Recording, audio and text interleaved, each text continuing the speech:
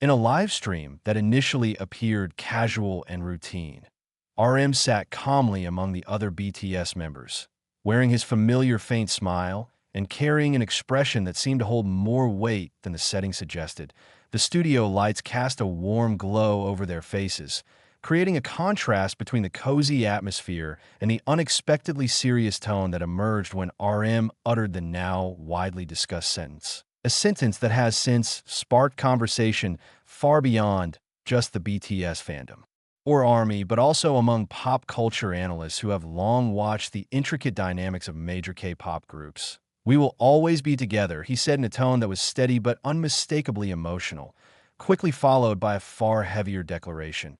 "If one doesn't, then neither will the others." A phrase that instantly broke the boundary between routine idol rhetoric and what felt like a warning or coded message hinting at something unspoken beneath the surface. The expressions of the other members shifted ever so slightly in the moment after that sentence was delivered.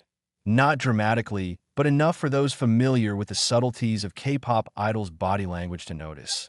And from that point on, the flow of the live stream seemed to become more cautious, more contained, with an atmosphere that began to tighten in a way viewers across the globe, watching through screens of all sizes, could feel intuitively. Speculation began pouring into the comment sections and rapidly flooded, trending topics as screenshots of RM's expression, along with the reactions of the others, spread like wildfire across social media, forming visual compilations that added weight to the growing theory that RM's statement wasn't merely a symbolic remark on unity, but potentially a veiled reference to an impending shift within the group. Fragments of video and clipped audio from the live stream quickly circulated on TikTok and Instagram, dissected and slowed down, with RM's tone analyzed and reshaped to fuel a narrative of internal tension.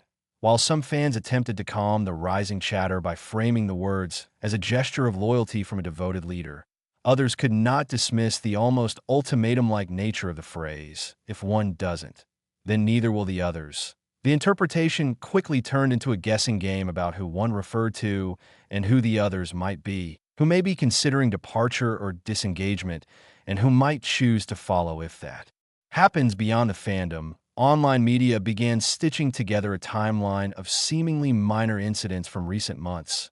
A missed event here, a subtly different tone in a past interview there, and increasingly divergent artistic paths in their solo projects. All now woven into a broader theory that RM's statement was not impulsive, but a culmination of undercurrents that had long been developing behind closed doors and perhaps hadn't been taken seriously enough until now. Lifestyle outlets that usually treated celebrity news with levity started publishing features that offered more introspective takes, exploring the complex emotional labor of sustaining a global group for over a decade and the fatigue that comes with it. At the heart of all this discourse stood RM, not only as the leader, but as a communicator capable of condensing deep sentiment into one line that reverberated far beyond its moment. The silence that followed the stream's end did little to settle the storm, instead opening the door to layers of new interpretations, from the order in which the members sat that evening to the frequency of their laughter, who touched whom, and who remained unusually quiet during what should have been light-hearted banter, all of which were scrutinized to an almost forensic degree. What started as a live stream to reconnect with fans now seemed like a cryptic turning point, leaving behind a trail of concern, reflection, and rising anticipation.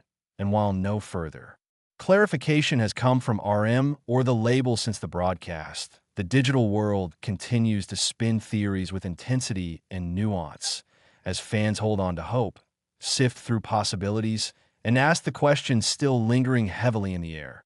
What did RM really mean, and why did he choose to say it out loud, unscripted, in that particular moment, in the presence of his members? With the world watching in the hours that followed, the phrase became a cultural artifact of its own, echoing across every platform where BTS is mentioned, sparking not just speculation but also reflection, memes, concern, think pieces, and long threads dissecting the implications of a group that has always emphasized their togetherness, now putting that unity into conditional terms, suddenly the fandom was split into various emotional factions.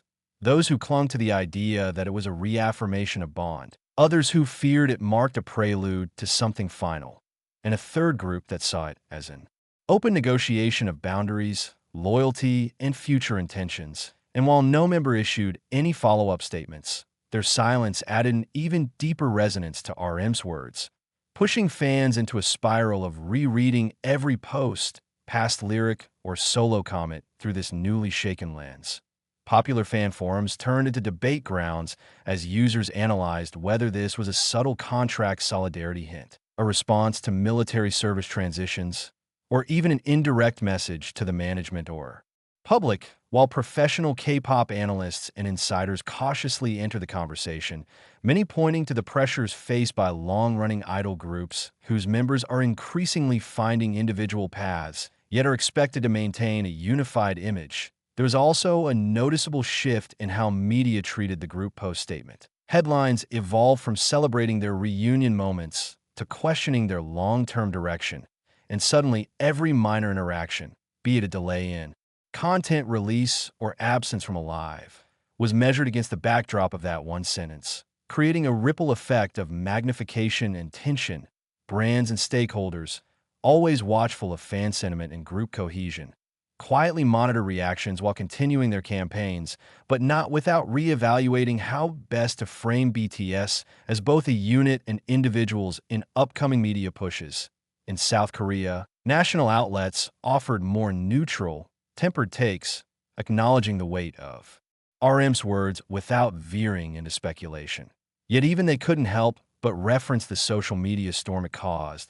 The intricacies of fan culture made this statement not just an emotional flashpoint, but a moment that forced a broader look at celebrity group dynamics and the tightrope of performing permanence in a world that's always watching. Fans from different regions began organizing translation projects to ensure that RM's tone and phrasing were not misinterpreted across language barriers, some insisting that the phrase was born from gratitude and unity, while others found themselves unable to shake off the feeling that it hinted at internal fatigue or unresolved tensions. It became clear that RM's role as a leader extended beyond artistic direction.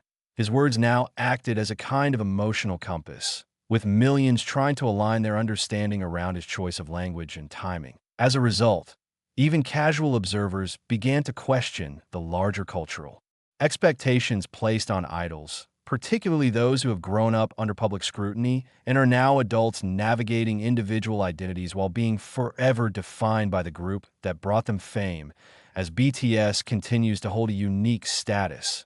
Not disbanded, not fully active, and each member pursuing separate endeavors. The sentence landed in a delicate transition period, one where fans already knew changes were underway, but hadn't yet received a statement so raw in its implication. And while the group's history is filled with messages of unity, love, and mutual support, this one stood out because of its gravity, spoken without preparation, in the middle of laughter and light, creating a dissonance that's still unfolding across fan spaces and entertainment journalism.